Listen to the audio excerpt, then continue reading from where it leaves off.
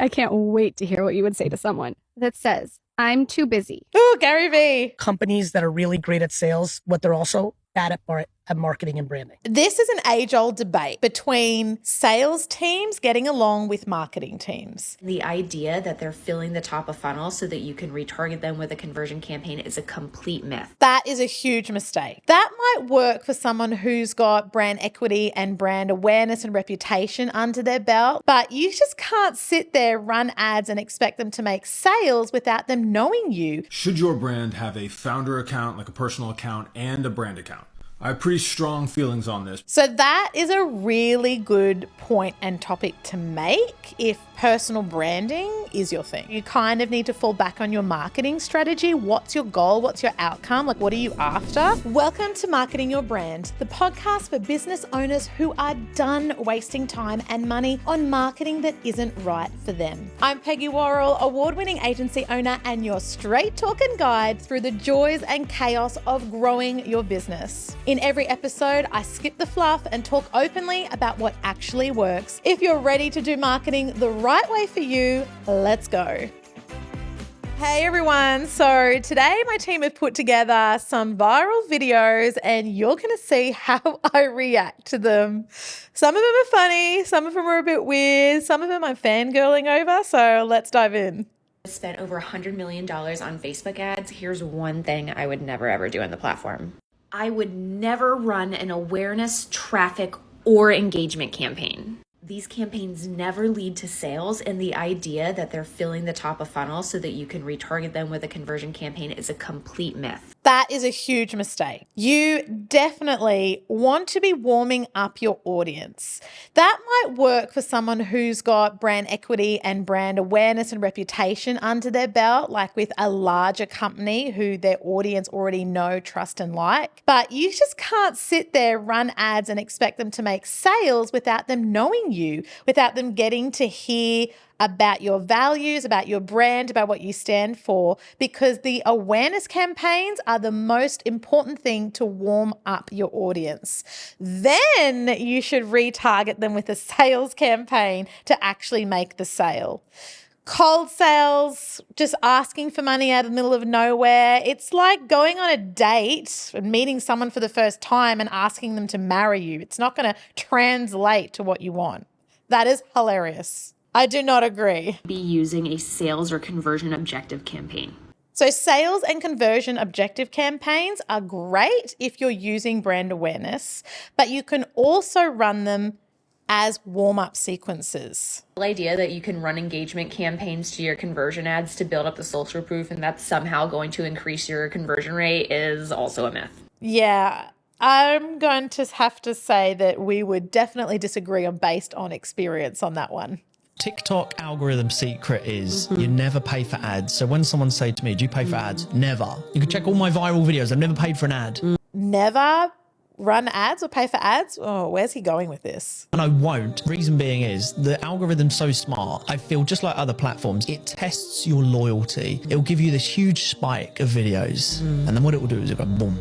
And it'll crash, and then you're like, "Oh my god!" And if you're emotionally involved, you're like, "Oh my god, I need the dopamine hit. I need to get back on a high." And what it'll do, you could post the next like 12, 13 videos. I'm so stubborn, I don't give a monkey's whether I get 10, 15 views because I'll just keep doing it because I'm not emotionally involved. I'm still gonna show up. So that's really great for someone who doesn't need the urgency of sales or immediate sales. By all means, organic is amazing. It's great at getting you in front of new audiences with the right topics. But let's face it and let's be real, in business, if you want sales, if you want to generate traffic to your website, to your product, to your service, you're gonna have to play with ads at some point, unless you are committed to using organic traffic or socials constantly in your effort. What you don't want to do as a business owner is put your eggs all in one basket. In the socials basket, especially, it's a little bit dangerous. So, that's great. Good on him. I'm all for the organic strategy and building those organic audiences. But saying you're not going to run ads and, take your highest converting organic content and turn it into an ad even, it's a little bit risque for businesses and not something that you're going to be able to build upon in the future. No mobile app or website on earth needs 6 months to develop.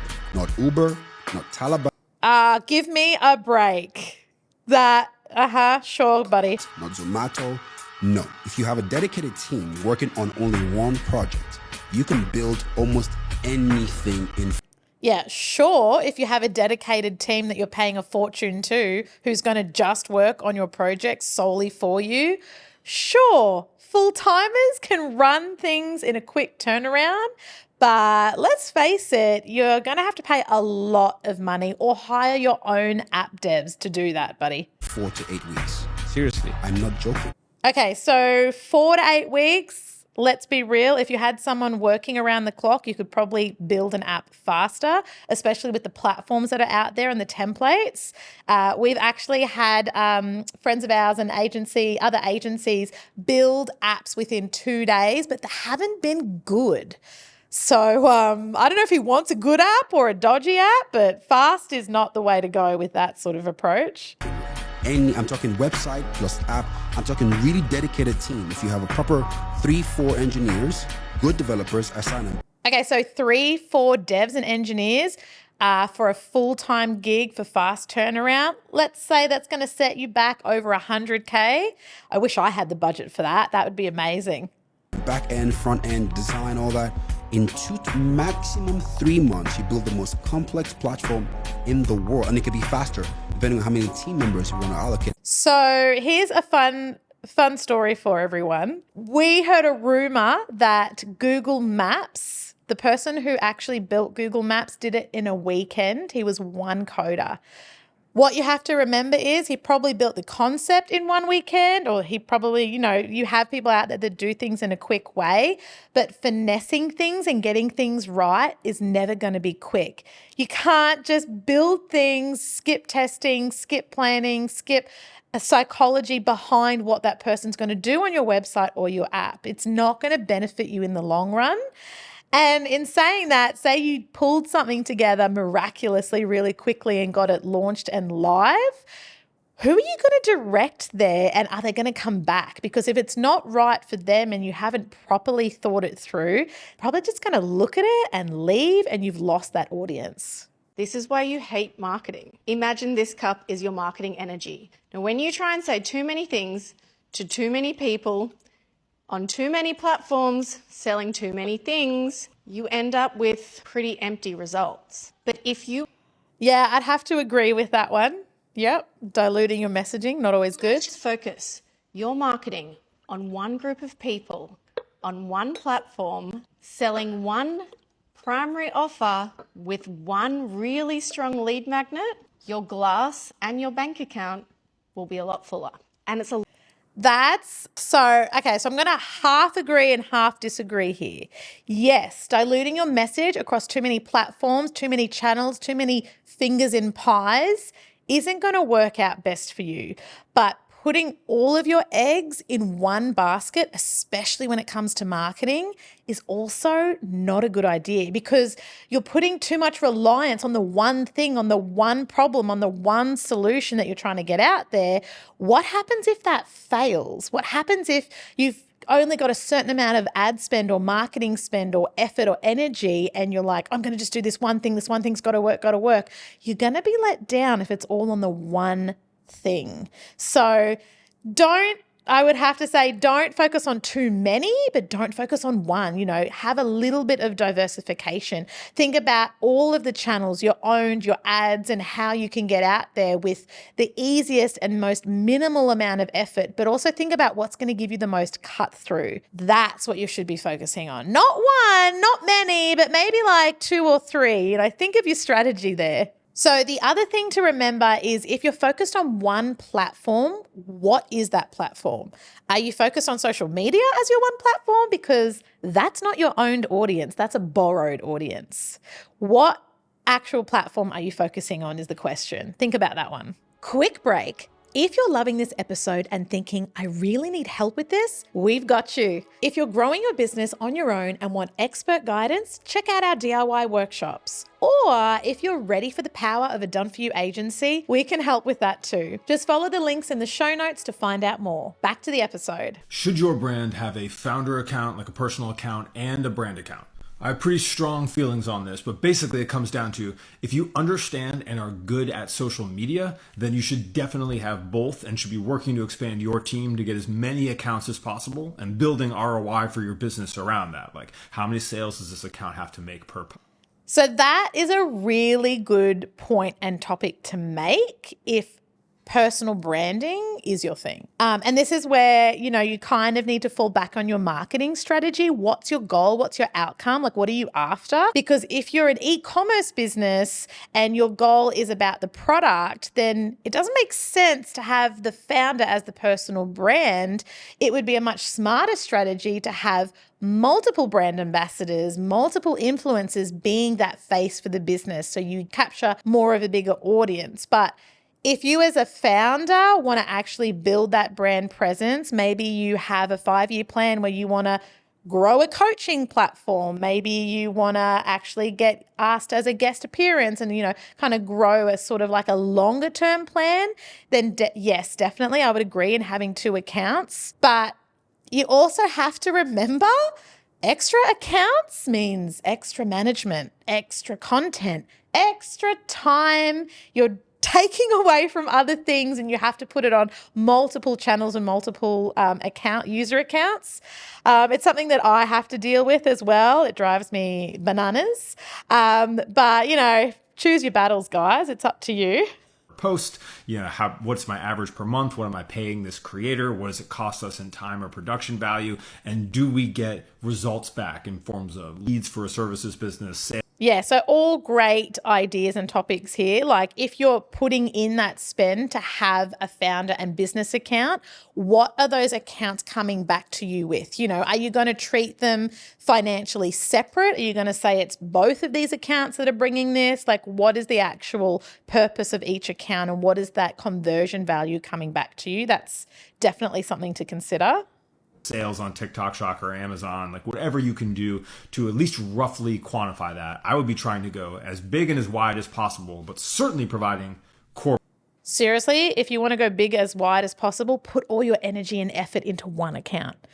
You'll thank me later. Or brand account, founder account. But it's a very different story if you are not already savvy at social media. So I see this a lot. A lot of people come into Cut 30 and they are basically like trying to do both at once and they are not good at social media yet. Like, they don't understand. Yes, you have to be good at social media. I actually have never met yet a business owner that actually comes to me and is like, I love the social media game. It's so fun to sit there and record things and edit things and get shit out.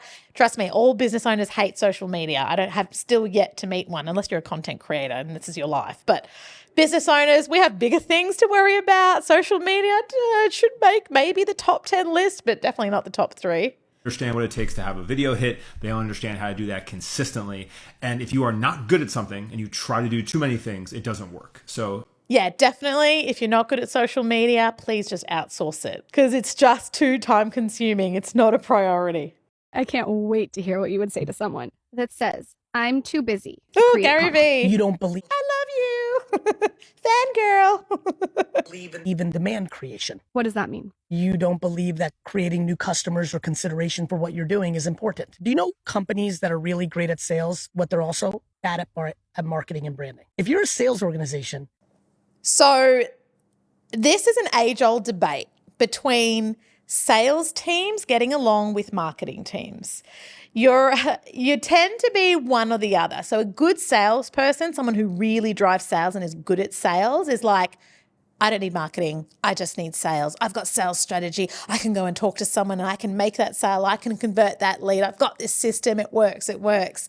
And that I feel is I'm going to ruffle some feathers here, but being good at sales is fantastic, but what happens when you have reached your limit? What happens when your sales message becomes so overdone that you are now known as the sales guy or the used car salesman. Oh, I'm not going to go talk to that person because they're just going to try and sell me something. You know, what else are you relying on? You need to rely on brand messages, values, things that make you relate to the person you're trying to sell to. So yeah, that's he's got a good point there. That means it's not coming to you. You're going out and hunting. I love sales, and I love when companies do both. But if you're only about sales, I mean, you definitely have to do both. I agree with him. You have to be good at marketing. You have to be good at sales. Even more than that, you need your sales and marketing to work together, because together they're far more powerful, they're more long lasting, they build trust, and they convert much, much better. Means you don't know how to market and brand, because when you know how to market and brand, it comes to you. So when I hear that, I'm like, oh, that person doesn't understand that content on social networks in April of 2024 is the single most important thing in the world to do great. Yeah, and so also to add to that, definitely true, but also to add to that is your marketing should support your sales and your sales should support your marketing. So if they're working together, you'll be able to have that sort of reliance on each other. So they're definitely hand in hand. We've seen firsthand what a great sales team can do, what a great marketing team can do, but the companies that really, really profit, and I'm talking about the companies that are sitting there making over like 5 million, 10 million a year, why they've become so good and so big at what they actually sell or what they're doing is when you see the sales team actually coordinate with the marketing team. They cross-communicate with each other, they cross-talk to each other, and that's what really gets the revenue streams going. Because if you have sales conversations in silo without marketing and marketing conversations in silo without promoting sales, you're just running around in circles and working harder. If you're a marketer and wondering how AI is going to impact your job, I'm going to break down exactly what marketing is going to look like in the next 5 years. To cut right to the chase, marketing is about to look a lot more like sales. Here's what I mean. Basically, the past 10 years of marketing has been all about reach. The products that are most successful are the ones who can get the widest distribution. How can you get featured in a Mr. Beast video with hundreds of millions of views? How can you build out an email list with hundreds of thousands of emails to always email these people directly? Marketing campaigns were about going broad, reaching as many people as you can, getting as many eyeballs on your product as possible. Now with AI, it won't be as much about how broad you go, it will be how deep can you go. Instead of sending the same email to an email list of 100,000 people, you'll be using AI to enrich every email in your email list and send them a hyper-personalized email. Basically, AI enables you to write 100,000 cold sales emails instead. So this is great, but I've also seen email campaigns that clients have come to us with, and they've used AI to hyper-personalize, but it still feels cold. It still feels generic. Like I think I've seen one that's said something like, oh, I've seen how you achieved this, this, and this. And then you sit there and you're like, yeah, but I can see where you got that. You just followed us on socials and followed us on LinkedIn. It's great, but the level of personalization needs to be there for the future of using AI. I don't think we're quite there yet. You still need to be very manual with your processes, but instead of just one email sent to everybody. And if you're a marketer who's not using AI to build out hyper-personalized content to all of the people you sell to, you're going to fall behind because your messaging just won't hit.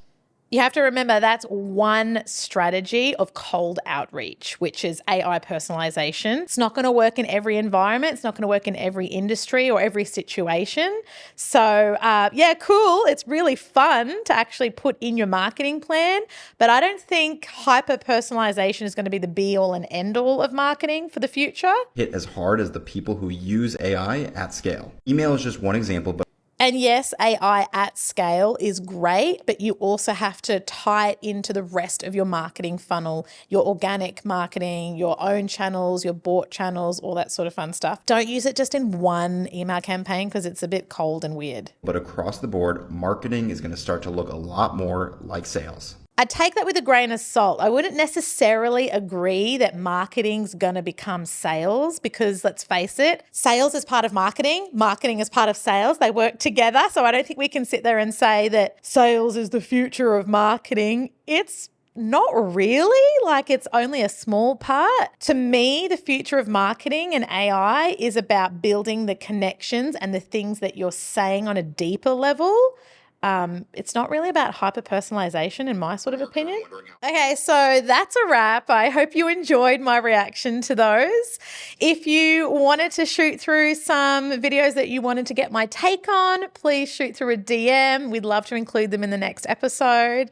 And that's bye for now. Have fun, guys. If you got value from today's episode, make sure to subscribe so you never miss a straight talking strategy to move your business forward. If you want more support, check out the link in the show notes for our step-by-step workshops that will help you build a better business, leveraging the right marketing tactics. Or if you're ready for the power of a done-for-you solution, chat with our team and we'll see how we might be able to help you. And don't forget to follow us on socials at Marketing Your Brand. And remember, no matter where you're at in business, take the next right step for you.